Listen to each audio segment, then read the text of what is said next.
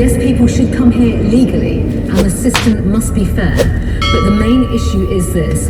Crossing the channel in small boats is extremely dangerous, and yesterday was the moment that many of us had feared for many years. The criminals that facilitate these journeys are motivated by self-interest and profit, not by compassion. They threaten, intimidate, bully, and assault the people who get into these boats, and they have a complete, absolute disregard for human rights.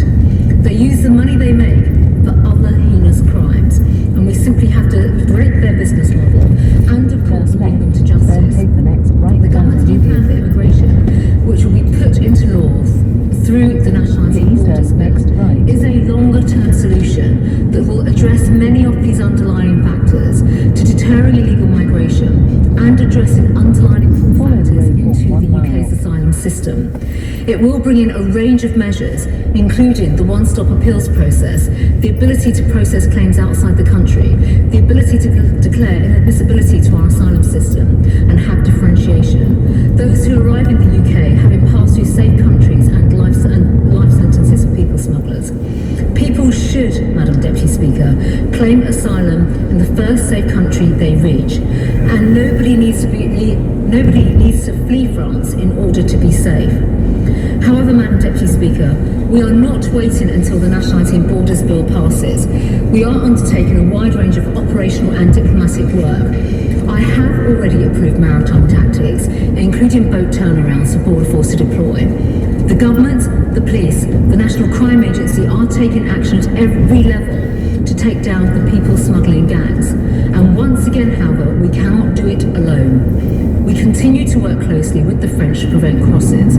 More than 20,000 have been stopped this year, which I think all members of this House should recognise the magnitude and the scale of the illegal migration crisis that we are seeing. We have dismantled 17 organised criminal groups and secured over 400 arrests and 65 convictions. But this crisis continues, clearly demonstrating we need to do more together. This is a complicated issue and there is no simple fix. It does mean a Herculean effort, and it will be impossible without close cooperation between all international partners and agencies. I also urge colleagues to reconsider their opposition to the Nationality and Borders Bill, because it is an essential element in finding a long-term solution to what is, Madam Deputy Speaker, a long-term problem that successive governments have faced over decades. As we mourn those who have died in the most horrendous of circumstances, I hope that the whole House can come together to send a clear message that crossing the Channel in this lethal way, in a small boat, is not the way to come to our country. It is, of course, unnecessary, illegal, and desperately unsafe. I commend this statement to the House. Nick Thomas-Simmons. Thank you, Madam Deputy Speaker. I'm grateful to the Home Secretary for her statement and for advance side of it. Yesterday's human tragedy in the Channel was the most awful of reminders of the dangers of crossing the Channel, and the people's lives are at risk every day in these makeshift, flimsy, small boats. It's a sobering moment for our country, for France, and for the international community. We understand that at least 27 people have died, some reports that include 7 women and 3 children. And we do think, across the House, of those lost and their loved ones left behind. We think, too, of those who've been rescued and receiving medical treatment, fighting flames. I'd also like to pay tribute to all those involved in the joint French-British search and rescue operation in the air and on the sea, people putting themselves in danger to help others. I also understand that there have been arrests in France of those suspected of this vile crime of people smuggling. I appreciate very much the difficulties and sensitivities when there's an ongoing legal case, particularly in another jurisdiction. I further appreciate it's at a very early stage, but I would be grateful if the Home Secretary could give the House an update on possible timings for the legal case and reassure the House that Britain will give all cooperation that is required by the prosecuting authorities in France. And will that full cooperation extend not only to this tragic case, but all ongoing prosecutions where we can make an intelligence contribution? Madam Deputy Speaker, I've raised on a number of occasions before the arrangements we have in place with the French authorities. And I would ask if firstly the Home Secretary could set out how many days a week the full existing surveillance capacity is currently operating, and what will the Home Secretary be doing urgently to increase that surveillance. Now, I pay tribute to the National Crime Agency and our frontline law enforcement officers for the work that they do, and I heard what the Home Secretary said in her statement about law enforcement cooperation. But can she also tell the House what she will do to deepen that intelligence and law enforcement cooperation with the French authorities and indeed other countries? So the focus isn't only on coastal patrols, important though they are, but is also about disrupting the routes facilitated, often across hundreds and thousands of miles, by vile people smuggling gangs who have reckless disregard for human life. Can I also press the Home Secretary on properly managed, safe and legal routes? Can I ask specifically about the DUB scheme? The DUB scheme was closed down, having helped only 480 unaccompanied children, rather than the 3,000 it was expected to help. Will that scheme to encourage you to leave reinstated? a few comments or The to government respond to has some also of the announced comments which other Afghanistan people might have resettlement left. scheme. And we took the salute yesterday from our magnificent armed forces in New Palace Yard, who together with Border Force and our diplomats showed the very best of us as a country in their actions during Operation Pitting. But the government now needs to send out how practically it will make good on its promise to help a total of 20,000 people. We are some months on, we need an urgent update on that. Then there's the UK resettlement scheme that was announced in February of this year. And today the government has released the statistics on this. It shows that in its first year only 770 people have been helped by that scheme. And taken with the other schemes, it's only 1,171 people who have been helped to the end of September, when the promise from the Home Office was to help 5,000 people in its first year. What will be done to make good on that promise?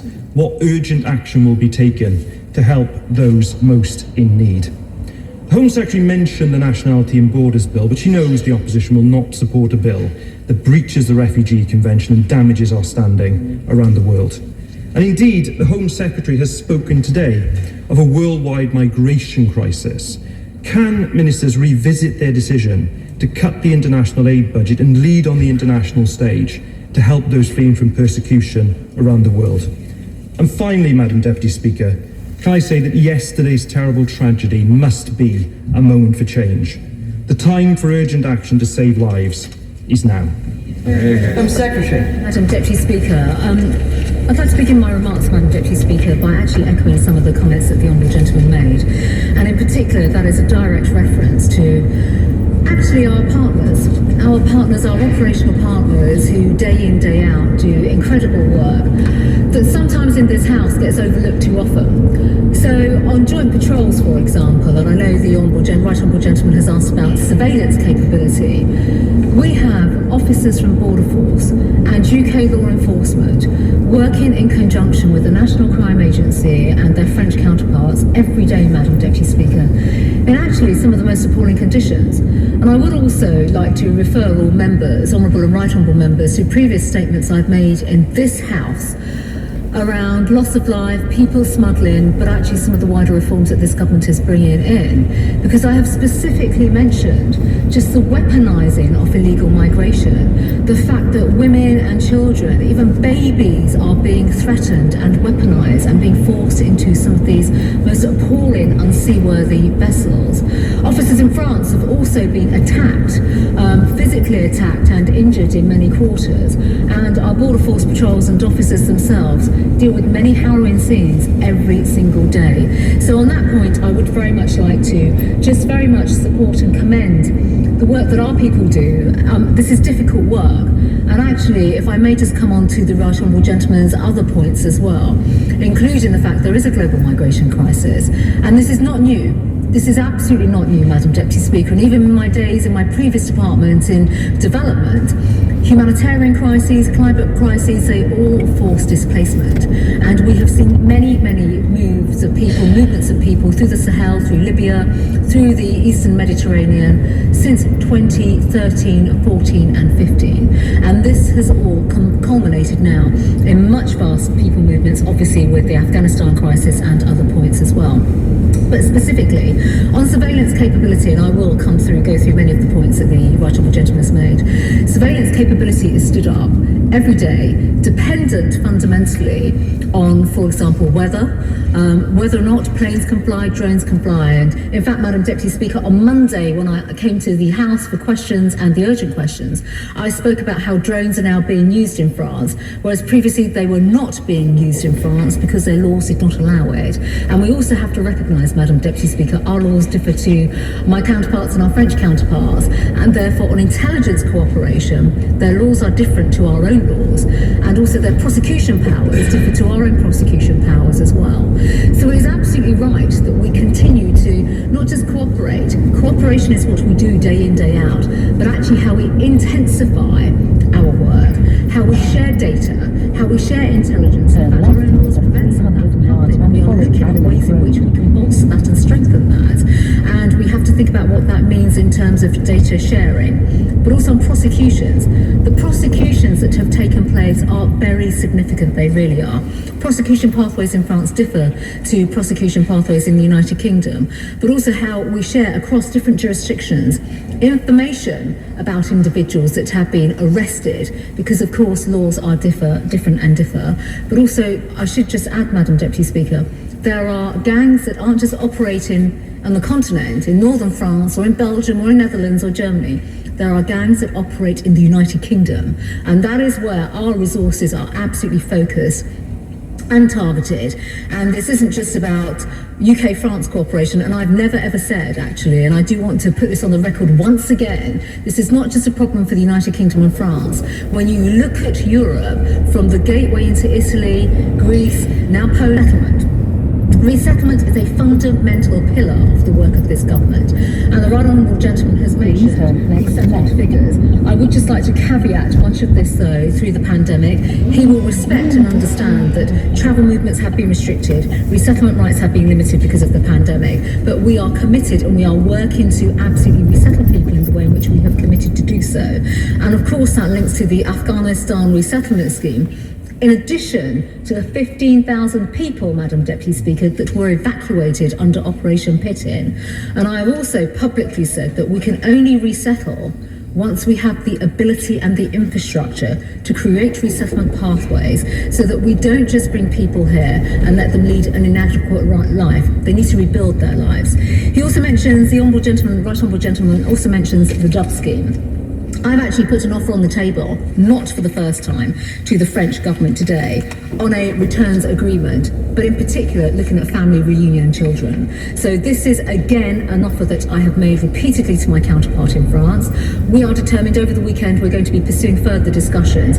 We have to have viable agreements, and viable agreements have to reflect the type of crisis that we face on migration and the type of circumstances that we are now confronted with.